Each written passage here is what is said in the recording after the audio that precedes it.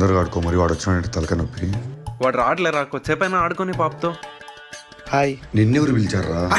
పాపతో ఆడుకొని నవ్వుని స్నాప్ పెట్టాడు, అందుకొచ్చా. తుమ్ముతున్నావు, దయచేసి పిల్లల నుంచి దూరం ఉండరా ప్లీజ్ రా. ఒక ముద్దు పెడతారా? ముద్దు పెడతావా? అంతేనా? 2 నిమిషాలు ఉండి ఇప్పుడు వస్తా. పాప ఎదురా? రే, నీ దగ్గర దాచేది ఉంది, మాటి మాటికి ముద్దు పెడతావు, పాపనైతే తీసుకురావాలని రా. ఎన్ని రోజుల నుంచి చెప్దామనుకున్నారా, చిన్నపిల్లల్ని కిస్ చేయడం కరెక్ట్ కాదు. నేను ముద్దు పెట్టడం తప్ప.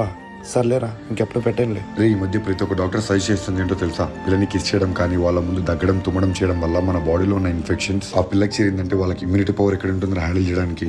అందుకే చిన్న పిల్లల్ని కిస్ చేయడం కరెక్ట్ కాదు. అంత దూరం నుంచి ఆశగా వచ్చావు కదా, కిస్ చేస్తాను, 2 మినిట్స్ ఆగు, పిలుచుకుని వస్తా పాపని.